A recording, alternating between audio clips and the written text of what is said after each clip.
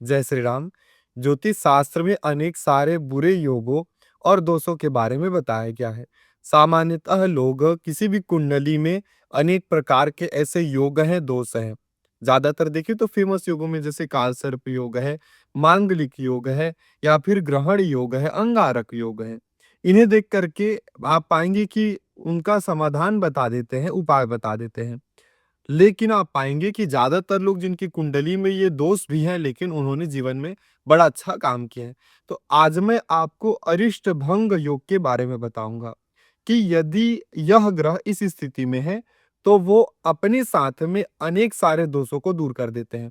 व्यक्ति उपाय भी ना करे तो भी उन्हें ये ग्रह के कारण अनेक सारे दोषों और कुयोग के द्वारा भी कोई भी प्रभाव नहीं पड़ता है।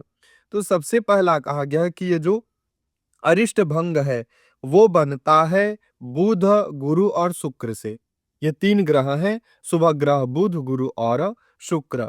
यदि इनमें से केंद्र में अर्थात 1, 4, 7, 10 भाव में, पहले चौथे सातवें 10वें भाव में अगर ये केंद्र में हो, इन भाव में हो और बलवान स्थिति में हो, शुभ ग्रह हो, बलवान स्थिति में हो, तो ये अरिष्टों को दूर कर देते हैं। और कैसे दूर करते हैं? जैसे अंधकार को सूर्य दूर कर देता है। ये बृहत पराशर होय शास्त्र का श्लोक है। अगर लग्न में ये तीनों ग्रह में से अगर कोई एक भी बलवान हो तो वो बहुत सारे दोषों को दूर कर देता है सामान्यतः। अगला कहा गया है कि दूसरा सूत्र, अगर अकेला बृहस्पति ही क्यों ना अगर लग्न में स्थित हो जाए, अगर लग्न में स्थित हो जाए, बृहस्पति हो और शुभ स्थिति में हो, तो ये उसी प्रकार अरिष्टों को दूर करता है जैसे भगवान शंकर को प्रणाम करने से समस्त पाप नष्ट हो जाते हैं। ये बात सामान्यतः छोटी मोटी बात नहीं है, स्वयं पराशर ऋषि कह रहे हैं कि जिस प्रकार शंकर जी को प्रणाम करने से लोगों के दोष नष्ट हो जाते हैं, वैसे ही अगर बृहस्पति लग्न में होकर के शुभ स्थिति में हो तो अनेकानेक दोषों को दूर कर देते हैं।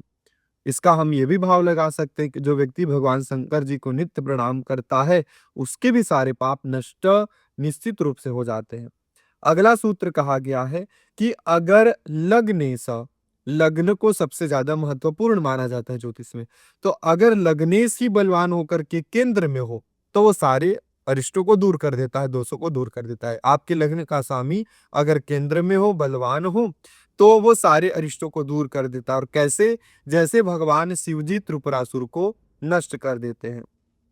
अगला कहा गया है कि अगर किसी का शुक्ल पक्ष में रात्रि में जन्म हो तथा लग्न कोई शुभ ग्रह देखता हो, किसी जातक का मान लीजिए कि जन्म शुक्ल पक्ष में रात्रि में हुआ है और उसके लग्न को कोई शुभ ग्रह देख रहा हो, या फिर अगर कृष्ण पक्ष में हो और दिन में जन्म हो और लग्न शुभ दृष्ट हो, लग्न को कोई शुभ ग्रह देखे, तो समस्त अरिष्टों का नाश हो जाता है।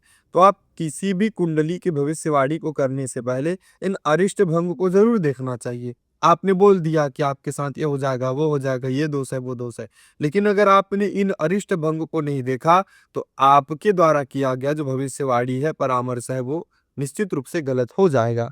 जय श्री राम।